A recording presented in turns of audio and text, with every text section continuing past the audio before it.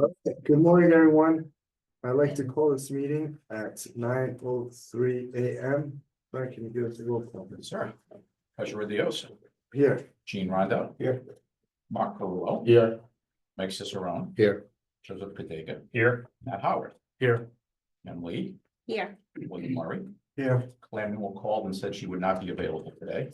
Andrew Nada. Here. Alan Palazzo. Here. Sandra Parquet. Here. Dr. Parker's also called and said she would not be available today. Michael Tui. Here. Good. And Director Jonathan Warner. Here. Welcome. Thank you. Happy to be here. Okay. Thank We have you. quorum. Thank you. So now we will seek approval of the draft regular and executive session meeting minutes of January 15, 2025. I'll move approval of the amendment. Moved by Mark, Second. second by Bill. Any discussion? Yes. Correction, item 6, Item 6. the legal counsel. And second, the motion, I wasn't here. So I don't know who seconded. You were here in spirit. I can feel you. I will fix that. Okay. Any other comments or edits? Treasurer, I wasn't here, so I'm gonna recuse myself from the vote. Accusal from Director Woolman. Further comments? All right, so we will, motion made second with the edits, all in favor, vote aye. Any nays? All right, so move.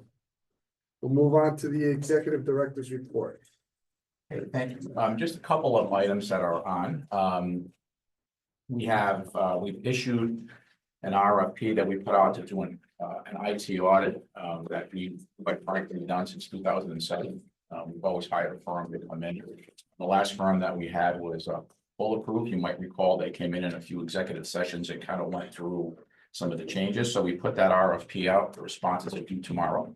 I'll then put them together, convene the administration committee. They will review the RFP, select the vendor, and we'll get going on that. As you'll see on your agenda as well, there is a review that Andy Nada will present for the executive directors, as well as the search for a director. And that is it, unless there are any other questions that I can answer. Any questions for the executive director? Seeing none, all right, we'll move on to next item, which is the board member discussion of governor's proposal to not transfer surplus funds for fiscal 2024 to the pension fund pursuant H 5076 Article 002. So that was our request by Sandra Parquet. We have it on there. She went through the process that we do to put an item on the agenda. So Ms. Parquet, the floor is yours. Okay, let me just get my glasses here. I'm sure I can see this. I think we're all very well aware of the fact that in the governor's proposal, which I'm sure you've looked it up, but it's H 5076. In Article 2, Section 3, he states that part of his proposal is he would like to redirect at the close of fiscal year 2024, half of the surplus that is supposed to be deposited into the ERSRI account would be available to be spent. Now, I know we've spoken very often about our fiduciary responsibility to the fund.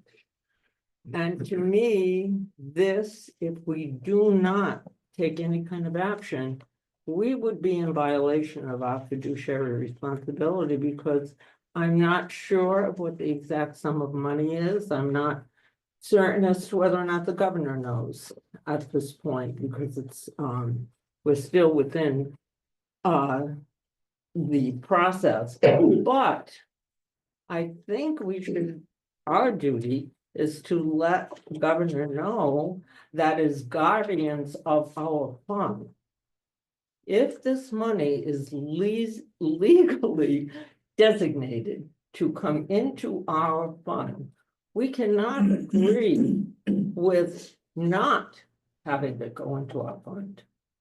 And I thought I would start a discussion to see how everyone else feels about this. Again, we know that, we are here and we are here representing our fellow, ERSRI members, but we are here for the sake of our fund and not to let anything unnecessarily interfere.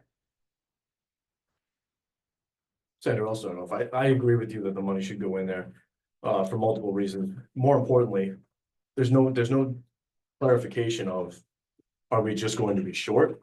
Are they gonna go after the municipality for increased collection rates somehow to try to make up the difference in this money? Is it gonna affect our members? Is it coming out of their pocket now with contribution rates? Because everything trickles down. So there's a couple of pieces if you don't mind. In this instance, this is not, from what we read, it's not redirecting, it's just suspending it for 2024. That's what that particularly says.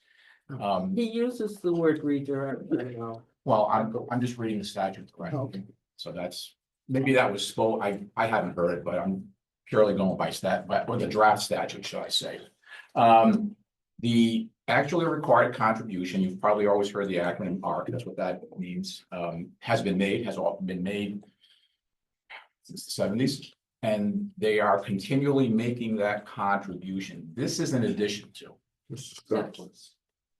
Yeah.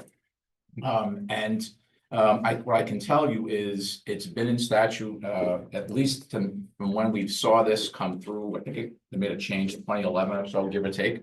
And in the arithmetic, and I'll probably let Joe get more into it because I don't have the specifics that he has. It is a math equation, if you will, between budget revenue transfers and there are dollars are available. And since it made that had come in, we received in 2013 12.9 million. In 2014, we received 168,000, and most recently we received 6.5 million. And it was a 2023 number that came in for 2024. So it's not an every year thing. It's got to do a lot more with the state budget and revenues that are coming in. So this is over and in addition to, you might recall as well, I think it was in Stacy's at 22, we had a $61 million infusion that was to reduce some of the other liabilities. So all I want to put on the record, I'm not telling you shouldn't do or say whatever. It's just so you have a background that it's not an every day. It also doesn't affect the municipalities. It's only the state. It's going in. So to ask a question based on what you just said, Frank, just so I understand this correctly, you're saying it's a surplus on top of the ARC payment. Correct. But was any of this designed to somehow buffer the changes that were made legislatively to our benefit structure? That I don't know. I'm glad to give an overview of the governor's proposal in my capacity as state budget officer. 2 years ago, the General Assembly passed legislation that said that any state surplus revenue upon issuance of the final audited financial statements, and you're correct that those haven't been issued yet, so everything I'm talking about is an estimate. If basically final revenues come in higher than estimated revenues as of the time that the General Assembly passed the budget, that surplus shall be transferred to two places. 50% of it goes to the state supplemental reserve account. That's the state supplemental rainy day fund. The other half goes as a supplemental contribution to ERSRI. That is over and above the actuarially determined contribution. It's also over and above the amount that the governor included in his budget to accommodate the increased costs associated with last year's pension changes. So all of this is over what the actuaries say is appropriate and necessary to fund the ongoing costs of the pension system, including the changes we made last year. The governor, Frank, is also correct that the state has made significant supplemental contributions to the pension fund in recent years. So for example, in fiscal 22, the state made, was it a $61.9, $62 million contribution to the pension fund, which was over and above the actuarially determined contribution. Furthermore, the first year that this law was in place last year, the state made a $6.5 million contribution that was over and above the amount that was actuarially required, and brings the plan that much faster to the fully funded thresholds that we're targeting. This year, the governor recommends pausing the supplemental contributions to both the pension fund and the supplemental rainy day fund in light of the state's deficit outlook, for mostly driven by the fact that we had particular volatility in revenues this year. Last May, when state revenue estimators were putting together revenue estimates, we were in the midst of the IRS had announced an extension for tax filing. I don't know if any of you are personally familiar with this, Yes. but due to last December's floods, that was a certain type of FEMA declared emergency, and federal rules changed that the IRS had no discretion but to extend the tax filing deadline for impacted counties. Days before the tax filing deadline, the IRS announced that certain Rhode Islanders had, instead of had to filing their business or personal taxes on April 15th, they were able to file them on July 15th.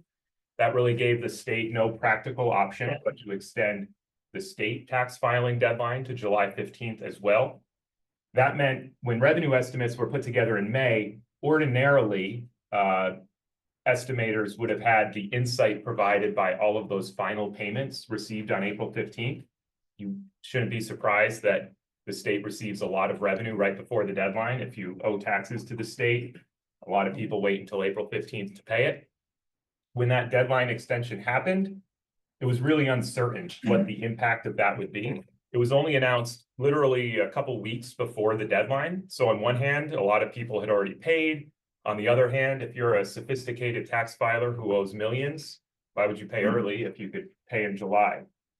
As it turns out, the state received about $45 million in otherwise unexpected revenue in July that the auditors say was associated with that tax filing extension. So July is usually not a very heavy month for tax revenue. It turned out to be one. And the result of that is that the total contribution to the supplemental rainy day fund and ERSRI, based on that more recent estimate, would have been $43.3 million. Divided by two, that's about $21.6 million to the rainy day fund and $21.6 million as a supplemental contribution to ERSRI. And the governor's intent with this proposal is, first of all, he's recommending to change the law, a one-time change in the law for this year, to pause it. And so he's not recommending to do anything outside of the law. He is working through the budget and legislative process to ask lawmakers to change the law and give permission to do this. Second of all, it's justified on the fact that had better information and this volatility not been happening last year with respect to the tax extension deadline, it seems possible that maybe the revenue estimates would have included that $43 million and it wouldn't have unexpectedly come up after the fact. So this was the governor's policy decision and recommendation to say that in light of the uncertainty, he recommends pausing once this transfer, supplemental transfer to the state rainy day fund and ERSRI in light of both the deficit outlook and the uncertainty that caused this.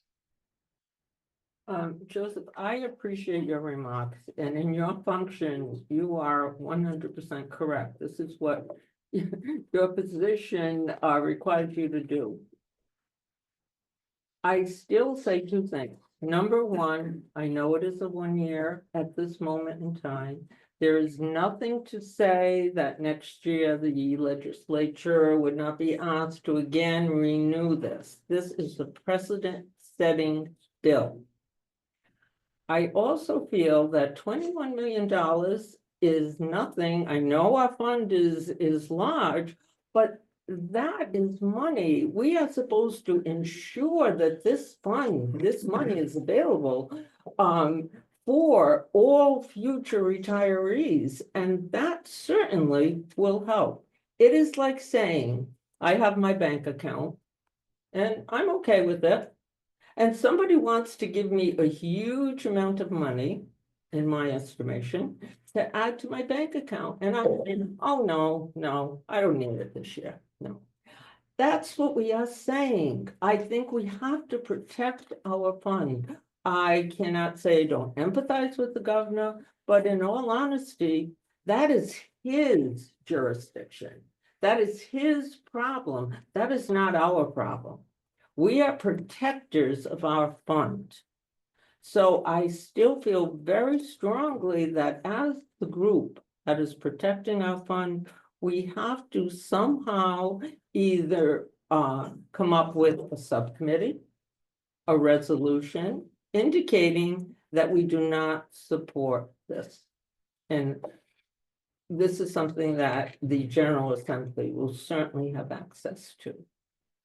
If I, Okay, thank you. And I agree with Sandra. We should oppose this bill, as it will set precedents. In the future, this payment to the retirement system is optional.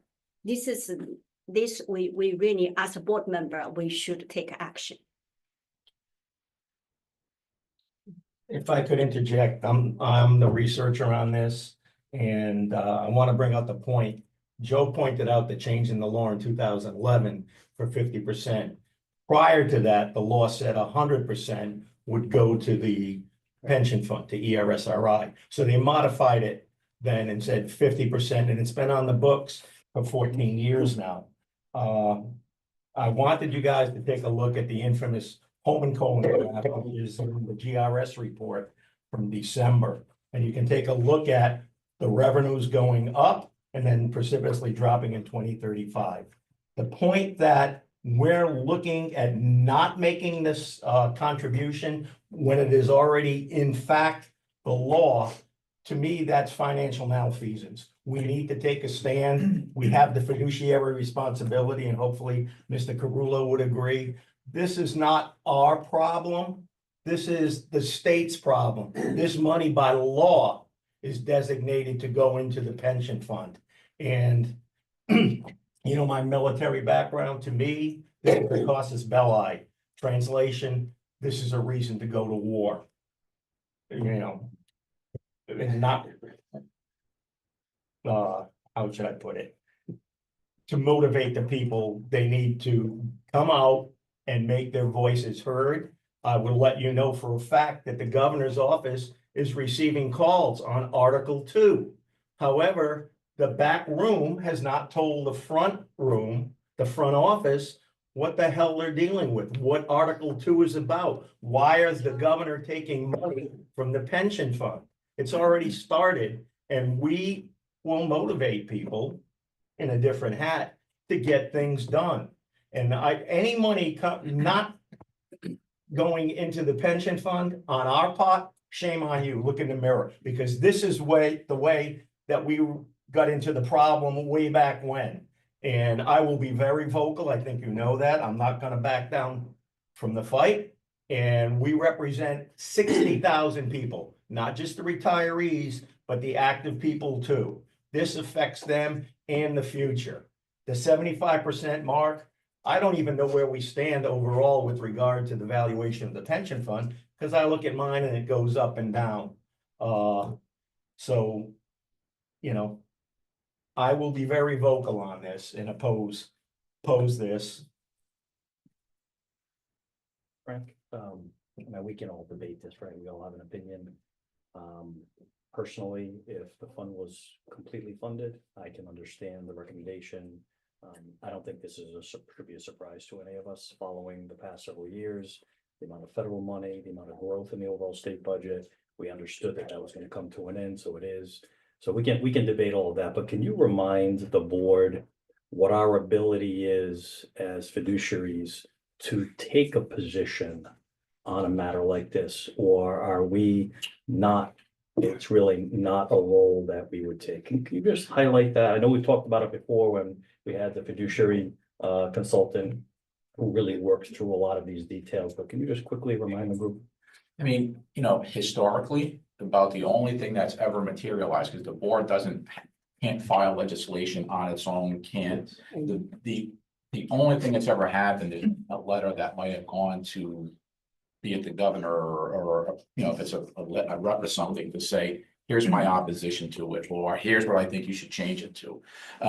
In my time, that's happened once. But beyond that, board doesn't have, and I think what you can write the letter, but it's a letter. But an individual letter does not have the impact that a letter from the pension board would have. And may I say that the AFT,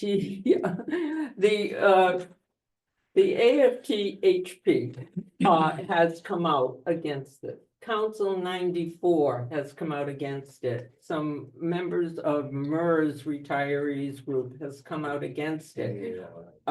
Did any? Again, of their it only affects the state.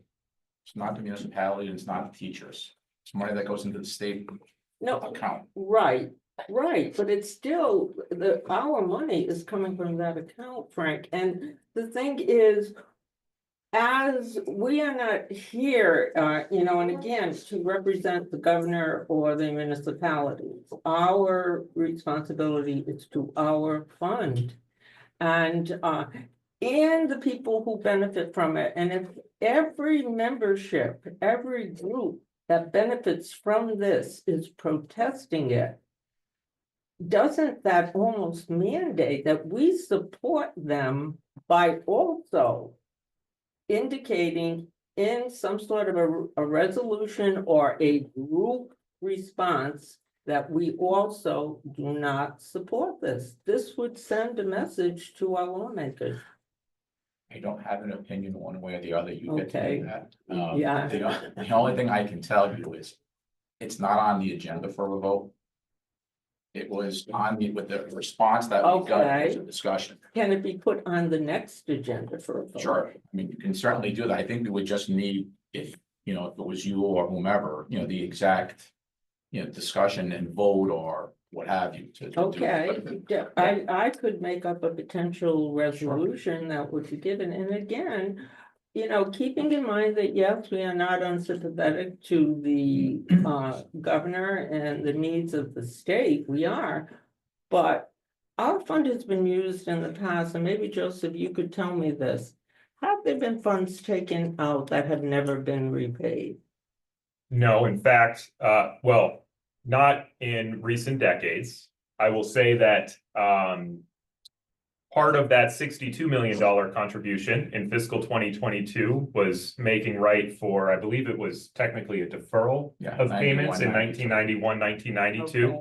That was the last instance that I know of that the state did something to reduce or otherwise defer contributions to the pension fund. So when the state did have significant surpluses in fiscal 2022, the governor proposed and the General Assembly enacted a $62 million supplemental contribution, which effectively wiped the negative impact of that deferral off The the amount that books. was left over to be paid. Yes. This isn't a deferral, this is an outright suspension. Am I This is correct? a suspension of a supplemental contribution that is over and above the actuarially required contribution. I would tell you too, if you don't mind, assuming you hit every assumption that's been, enacted, this would be an actuarial gain.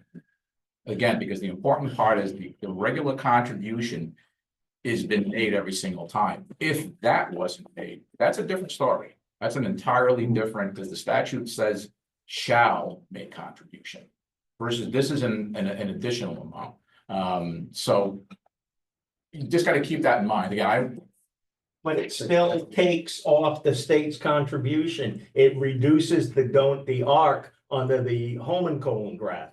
This would increase and it would modify it. This is from GRS. So, I mean, I make the point, you have a law on the books that says the contribution shall be made, and all of a sudden the governor saying, well, we have a bad time, so we're not gonna do it. The heck with the members of the pension plan. And that is not, I'm not gonna use the term fair, that is not legal, pardon my French. And also, Yeah, well, I understand everything that's going on and the money, had the projections been made earlier, maybe that, we're not talking about the same pool of money. I don't think it matters if it's 20+ million or $1, if that money was earmarked by the statute to come to the fund that we protect.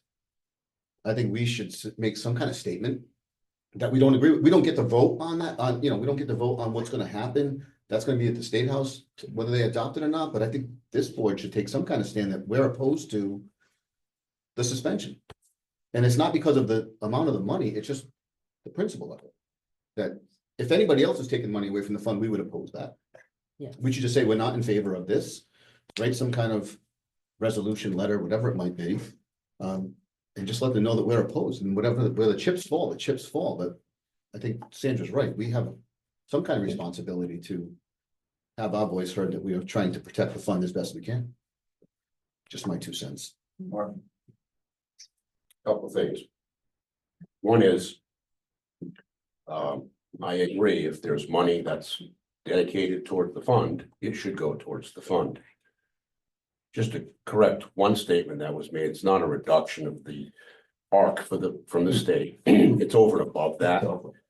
But that being said, if we're meeting the ARC, and that's fine, any contribution over and above the ARC potentially reduces the future ARC and funds the plan quicker than it would normally be funded.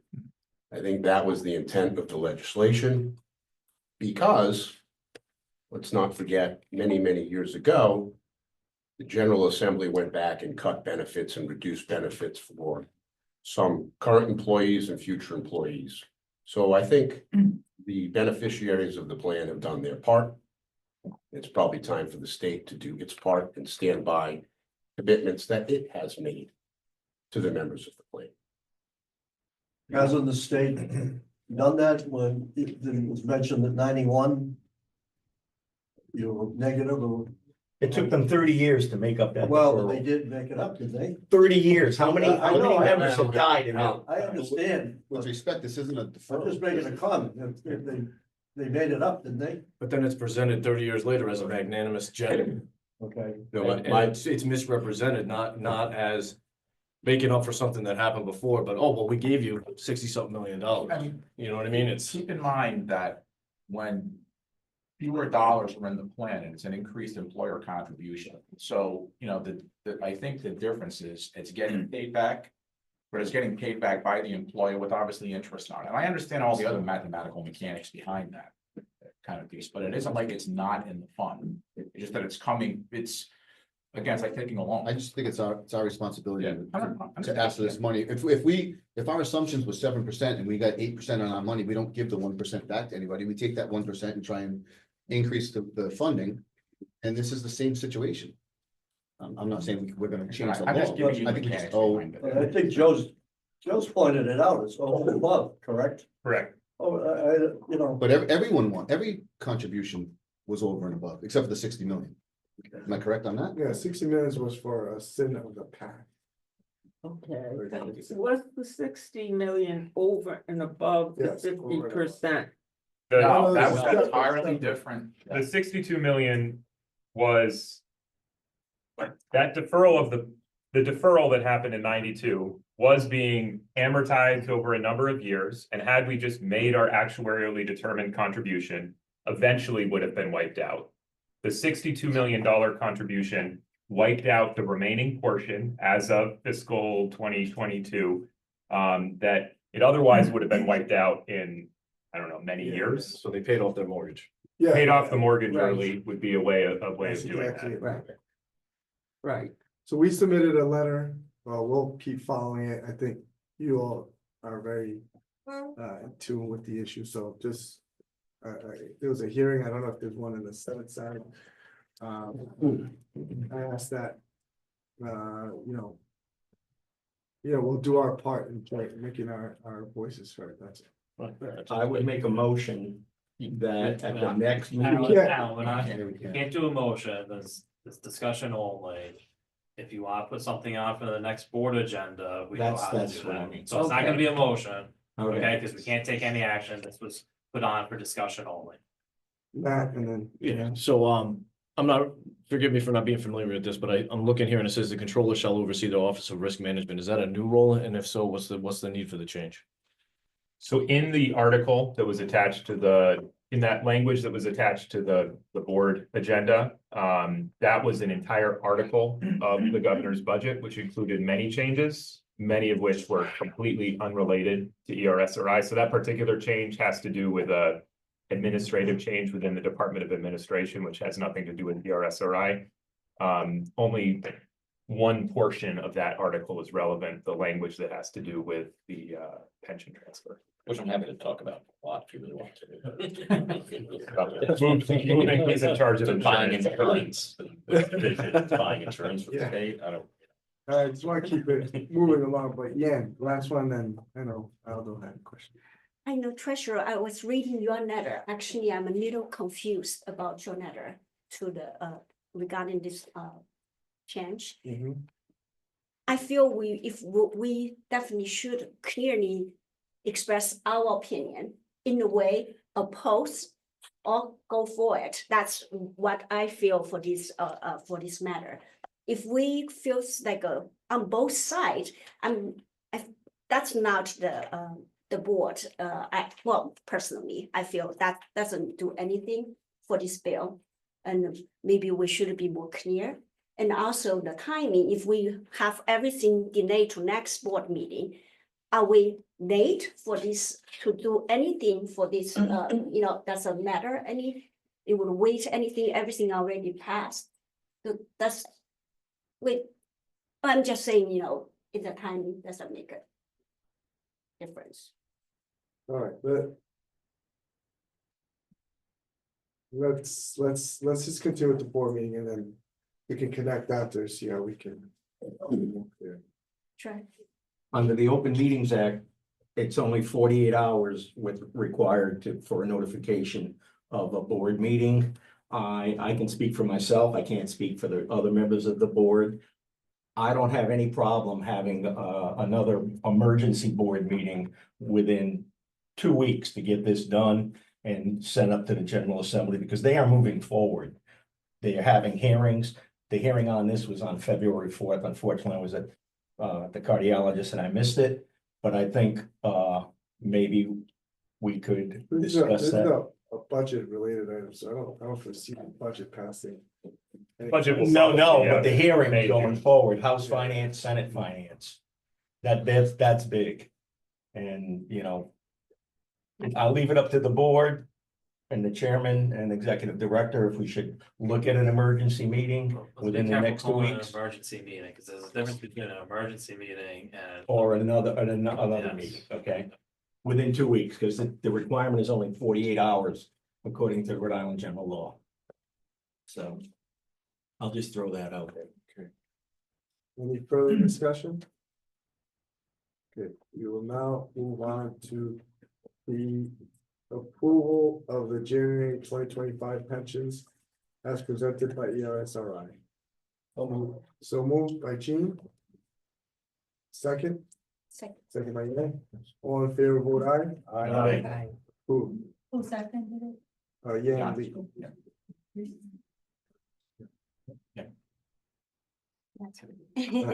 Legal counsel report. Thank you, Treasurer. So both reports are included in the package. Nothing specific to go over with respect to pending matters, just an update on the Spaziano matter. We did finish the paperwork with Ms. Spaziano, and earlier this week she did file her withdrawal of her appeal, so that matter has been resolved. As everything was outlined, Essentially a couple changes, but yes, essentially But what we nothing- report to the board. Thank you for your good work. We'll now move on to committee reports, the disability committee.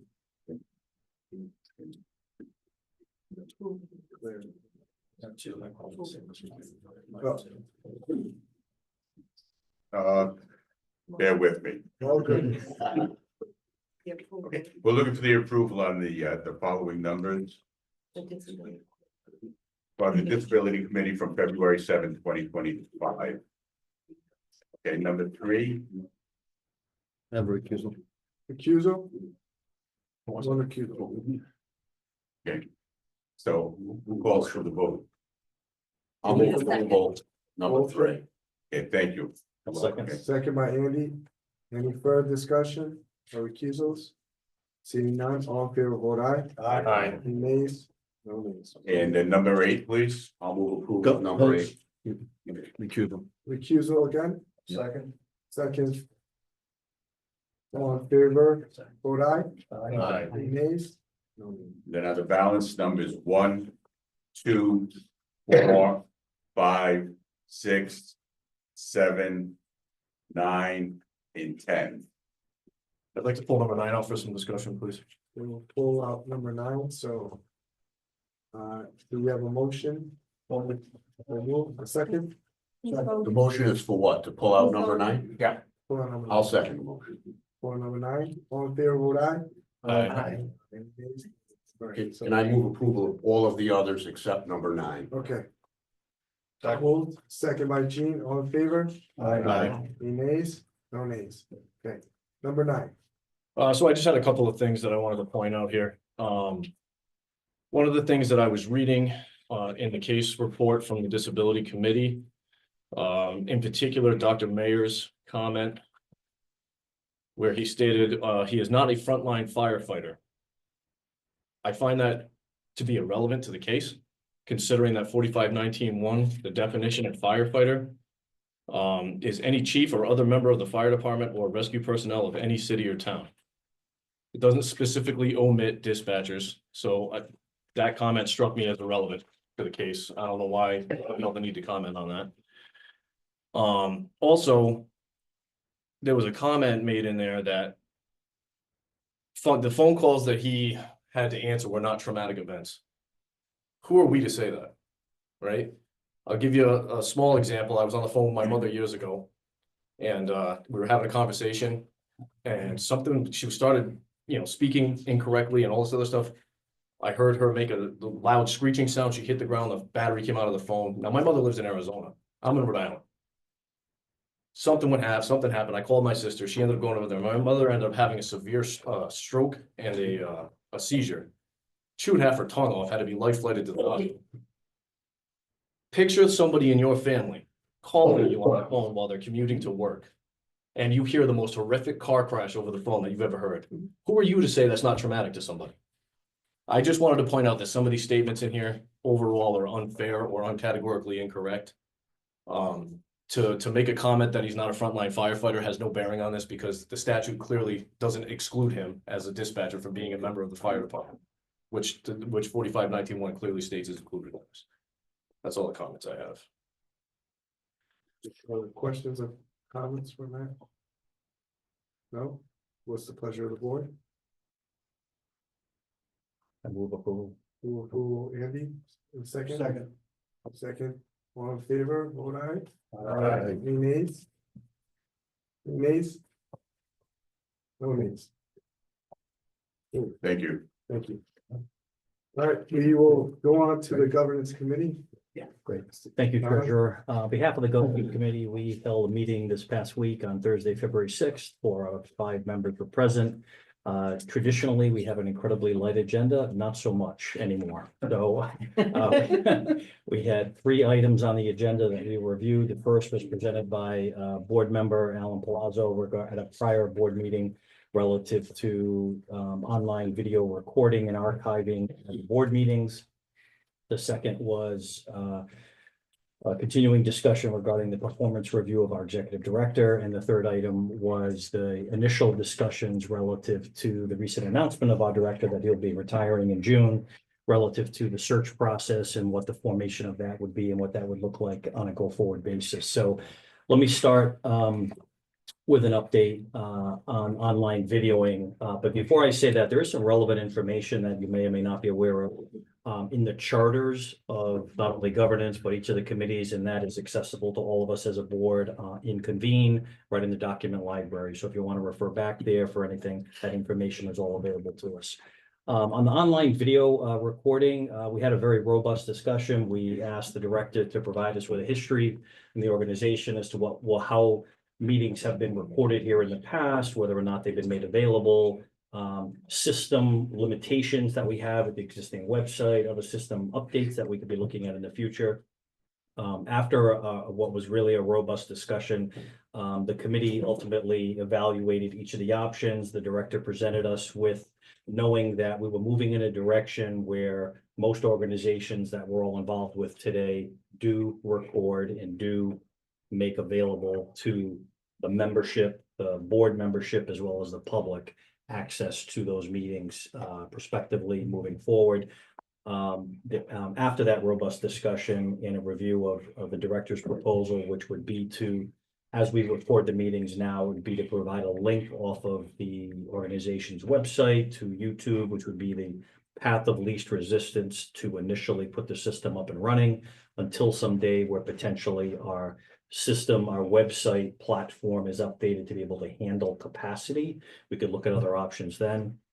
The board decided to make a recommendation today to the full board that we proceed with posting online prospectively in housing a video archive of all of our meetings, not only for board member access, but for plan member access as well as public access. So that's really the only action item I have to report out on. So I'm prepared to make a motion. And after second, I'm sure we can discuss that a little bit with input, make a motion to that effect. Andy, that's the board meetings, not the committee meetings. That's right. I'm sorry. Thank you, Patrick. We did also, Alan was present at the meeting, provided additional input. We did, as was presented by Alan, there was interest in looking at other committees. We did talk about the disability committee and that we did not think that would be appropriate in terms of public access to sensitive information. But at the end of that discussion, the committee members that were present felt that we would start slowly and that we could always revisit the other committee potential posting in the future. So this motion is really relegated, as Patrick just noted, purely to these full board meetings. So we have a motion, second by Bill. Any further discussion? Do we have the infrastructure to support the recording and sharing of these meetings? We would do them on YouTube because it's the least, at this point, not a big cost. You know, the only limitation that we were identified from our communications consultant is meetings over 2 hours, you're gonna cut it up in 2 pieces because you can't do more than 2. And I think from what we've seen, you know, cities and towns that I've looked at create a YouTube page and say, you know, here it is, and then pop it in there. So that seemed to be, you know, for the staffing that we have, the cost, that seemed to be the best path. Like we've seen everybody else, and then what we can just do is, you know, we'll put a link from our webpage over right to YouTube. So, you know, kind of a one click and there you are, and then you'll have the meetings, you know, kind of going down on it. Just to follow up, then, do we have confidence of the nature of the YouTube? Is that secure enough where I don't have to worry about any modifications that would be made by outside parties? Don't have that answer. I can check that. The video, for the immediate time being, are we talking about Yes. basically the Yeah. Zoom recording that Correct. we're already doing? 100%. So we're not talking about an investment in additional equipment or staff. Correct. That's And correct. I've never reviewed one of those videos. I assume they're audible and you can hear what's happening. Sometimes. I reviewed them to do the minutes. They're audible and you can tell what's happening. That's why we have that piece of equipment. And Except for that one time. So we don't want it. No, she's not always perfect. Right. All right, so we have a motion and a second. All in favor? Aye. Any nays? He's got a. That's why I put your hand up. no, I was It's kind of like a challenge flag. No, I was just going to make the comment that this is a policy decision on the part of the board. However, when I was pursuing this, and it's been over a year, and the treasurer brought this forward and made it happen. However, I get a lot of input from various press sites that it's not in Rhode Island general law. I intend to ensure that it's enshrined in Rhode Island general law, and perhaps Capital TV can maintain the archive. That's why it's relatively secure. Maybe they can use our video recording, but that's for another matter. But I just wanted to point out to the board that I intend to enshrine this in Rhode Island general law. And I've got a lot of positive feedback. Good, no nays, so moved. Thank you, Alan. There are two additional updates. The first, the committee then went on at our meeting to discuss the ongoing performance review of the director. The charter for governance relative to performance reviews are really, the intent of that language is for an individual who is remaining in the position in terms of the full scope of what the review would include.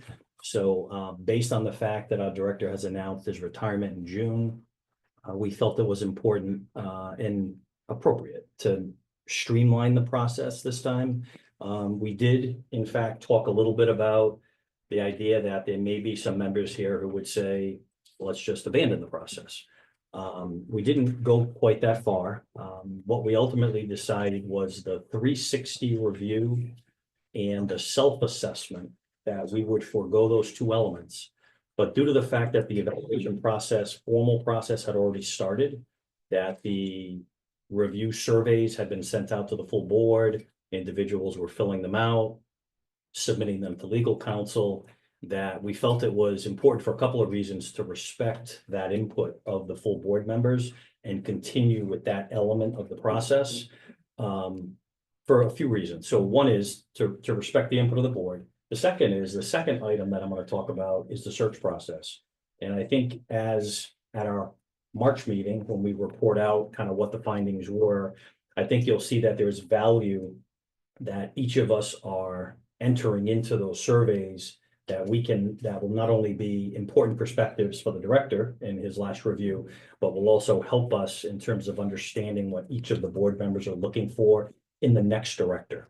So that's really the two main reasons why we felt we should hold on and retain that process. If the process had not begun and it was months away, I think we could all deliberate about abandoning the process with an impending retirement. But that was the wish of the committee. We robustly talked about it. So we will be coming back at the March meeting with a summary assessment that I'm presently developing with council that will include a summary of the results and make a number of other, add a number of other perspectives into a summary that would ultimately be provided to the director. We'll review that with the director in executive session as a board, and then ultimately before the as a committee, but then ultimately before the board as we go forward, and that will be placed in his official file.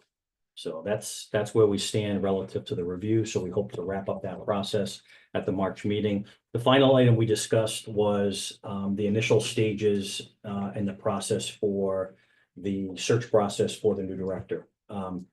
Initially, we asked Frank to provide us with history. It's been some time since the governance committee and the board went through a search process to fill the executive director role.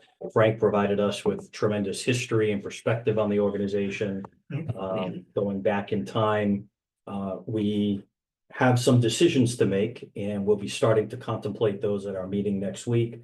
Those can be relative to all of the individuals here have been involved in such searches in the past, as to whether or not we seek outside help in terms of an outside professional consulting firm, whether or not we limit that to those in the state's MPA to streamline the process, whether or not we feel we should extend that beyond to an open RFP, whether or not that's even as far as whether or not that's needed, whether something that robust is needed to fill this position or not.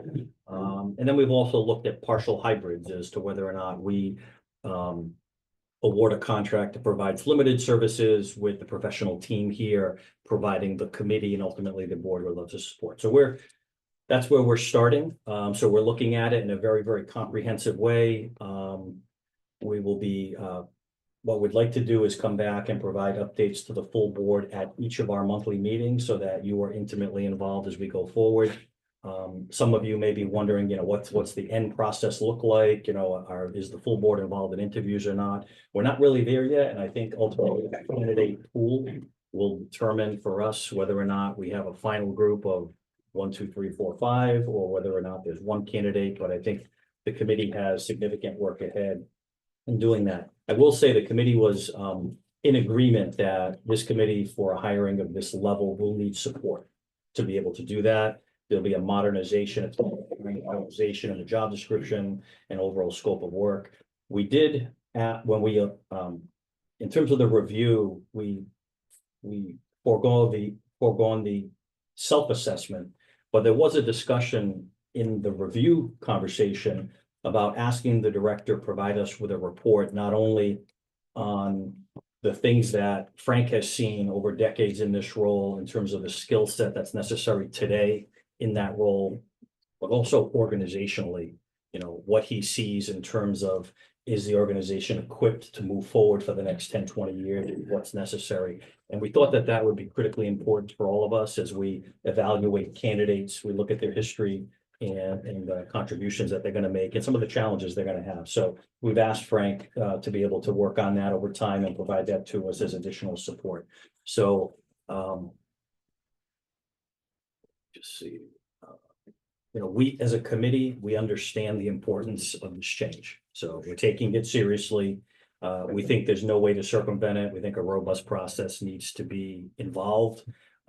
We do expect to, and I think this was noted by a number of committee members, to absolutely respect internal candidate applications, Rhode Island, New England applications, and applications beyond that. So we're looking for a top-notch candidate, but we understand the sensitivity in a position like this, the uniqueness of our state, and leadership, the importance of leadership in this role. So we want to make sure that we leave the door open for any candidate in any of those pools to feel comfortable applying, that they're going to have a fair opportunity before the committee and ultimately the board in that review. So we will plan to meet next week on the 20th.